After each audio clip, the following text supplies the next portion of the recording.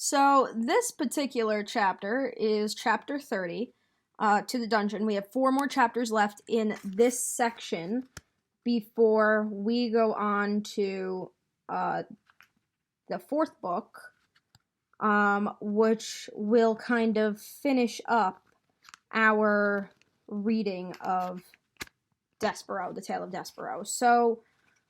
So far in the book, we know that Midge is a little clumsy. She's working in the castle now. She was taken away. She's no longer a slave. She's being paid for her work, but she's not really good at it. We know that Roscuro wanted to be in the light. Princess P hates him because he was the cause of death, sort of, for her mother. And we know that Despero is currently still in the dungeon with Gregory. So we have those things so far. But what we don't know is what comes next. So chapter 30, To the Dungeon. At the castle for the first time in her young life, Midge had enough to eat. And eat she did. She quickly became plump, and then plumper still. She grew rounder and bigger, only her head stayed small. Reader, as the teller of this tale, it is my duty from time to time to utter some hard and rather disagreeable truths. In the spirit of honesty, then, I must inform you that Midge was the tiniest bit lazy. And she, too, was not the sharpest knife in the drawer. That is, she was a bit slow-witted. Because of these shortcomings, Louise was hard-pressed to find Midgery Sow a job she could effectively perform. In quick succession, Midge failed as a lady-in-waiting. She was caught trying on the gown of a visiting duchess. A seamstress, she sewed the cloak of the riding master to her own frock and ruined both. A chambermaid, sent to clean a room, she stood open-mouthed and delighted, admiring the gold walls and floors and tapestries, exclaiming over and over, "Ain't it pretty? Ain't it something?" and did no cleaning at all. While Midge was trying and failing at many of these domestic chores, other important things were happening in the castle. The rat in the dungeon below was pacing and muttering in the darkness, waiting to take his revenge on the princess. And upstairs in the castle, the princess had met a mouse, and the mouse had fallen in love with her. Will there be consequences? You bet! Just as Midge's inability to perform a job well had its consequences. For finally, as a last resort, Louise sent Midge into the kitchen, where Cook had a reputation for dealing effectively with difficult help. In Cook's kitchen, Midge dropped eggshells in the pound cake batter. She scrubbed the kitchen floor with cooking oil instead of cleaner. She sneezed directly into the king's pork chop moments before it was to be served to him. "All of the good-for-nothings I have encountered," shouted Cook. "Surely you are the worst and most cauliflowered ear good-for-nothingest. There's nothing left for you. Actually, there's only one place left for you. The dungeon." "Eh?" said Midge, cupping her hands around her ear. "You are being sent to the dungeon. You are to take the jailer his noonday meal. That will be your duty from now on." Reader, you know that the mice of the castle feared the dungeon. I must tell you that the humans feared it too. Certainly, it was never far from their thoughts.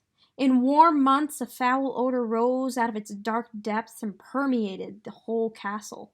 And still, cold nights of winter, terrible howls issued from the darkest place, as if the castle itself were weeping and moaning.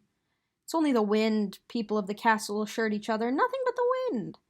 Many a serving girl had been sent to the dungeon bearing the jailer's meal, only to return white-faced and weeping, hands trembling, teeth chattering, insisting that they would never go back. And worse, there were whispered stories of those servant girls who had been given the job of feeding the jailer, who had gone down the stairs into the dungeon, and who had never been seen or heard from again. Do you believe this will be Midge's fate? I hope not. What kind of story would this be without Midge? "Listen, you cauliflower-eared fool," shouted the cook. "This is what you will do. You will take the tray down to the dungeon, and you will wait for the old man to eat the food, and then you will bring the tray back up. Do you think you can manage that?" I reckon so," said Midge. I take the old man the tray, and he eats what's on it, and then I bring the tray back up. Empty it would be, then, and I bring the tray back up from the deep downs. That's right, said Cook. Simple, doesn't it? But I'm sure you'll find a way to mess it up. Huh? Said Midge. Nothing, said Cook. Good luck to you. You'll be needing it. She watched Midge descend into the dungeon. There were the very same stairs, Reader, that the mouse Despero had been pushed down the day before. Unlike the mouse, however, Midge had a light. On the tray with the food, there was a single flickering candle to show her the way. She turned on the stairs and looked back at the cook and smiled. That cauliflower-eared, good-for-nothing fool, said Cook, shaking her head. What's to become of someone who goes into the dungeon smiling, I ask you? Reader, for the answer to Cook's question, you must read on. Chapter 31, A Song in the Dark. The terrible, foul odor of the dungeon did not bother Midge. Perhaps that is because sometimes when Uncle was giving her a good clout to the ear, he missed his mark and delivered her a good clout to the nose instead. This happened often enough that it interrupted the proper workings of Midge's olfactory senses. And so, it was that overwhelming stench of despair and hopelessness and evil that was not all discernible to her, and she went very happily down the twisting, turning stairs. Gore, she shouted, it's dark, ain't it? Yes, it is, Midge, she answered to herself. But if I was a princess, I would be so glittery and light-like that it wouldn't be a place in the world that was dark to me. At this point, Midgery Sow broke into a little song that went something like this. I ain't the Princess Pea, but someday I will be. The pea, ha, he, someday I will be. Midge, as you can imagine, wasn't much of a singer, more of a bellower, really. In her little song, there was, to the rightly turned ear, a certain kind of music. And as Midge went down singing on the stairs to the dungeon, there appeared from the shadows a rat wrapped in a cloak of red and wearing a spoon on his head. Yes, yes, whispered the rat, a lovely song, just the song I have been waiting to hear. And Roscuro quietly fell in step beside Midgery Sow. At the bottom of the stairs, Midge shouted into the darkness, Gore, it's me, Midgery Sow. Most call me Midge, delivering your food. Come and get it, Mr. Deep Downs. There was no response. The dungeon was quiet, but it was not quiet in a good way. It was quiet in an ominous way. It was quiet in the way of a small, frightening sound, like snail-like slithers of water oozing down walls, and from around darkened corners there came a low moan of someone in pain. And then, too, there was the noise of rats going about their business, their sharp nails hitting the stones of the dungeon, and their long tails dragging behind them through the blood and muck.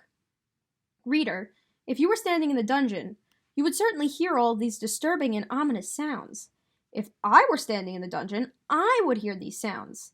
If we were standing together in the dungeon, we would hear these sounds, and we would be very frightened. We would be clinging to each other in fear. But what did Midgery Sow hear? Absolutely nothing. And so she wasn't afraid at all, not in the least. She held the tray up higher, and the candle shed its weak light onto the towering pile of spoons and bowls and kettles. Gore, said Midge, look at all them things. I imagined that there would be so many spoons in the whole wide world. There's more to this world than anyone can imagine, said a booming voice from the darkness. True, true, whispered Roscuro. The old jailer speaks the truth. Gore, said Midgery, who said that? And she turned in direction of the jailer's voice. So we just found out that Midge is not afraid of the darkness. She's not like the people up top. She's not afraid because A, she cannot hear. She is pretty much completely deaf in both ears. So she's not afraid of all the sounds she's hearing. And the dark doesn't bother her. She's just not afraid. She's completely oblivious to how frightening the dungeon actually is. And everyone laughs at her because they say, look at this kid. She's going into the dungeon and she's smiling. How weird. So she's contrasted. She's not the same. She's different from Despero and probably Princess P and all the other people who are afraid of this dungeon. So we learned a lot about Midge in these two chapters. See you guys later.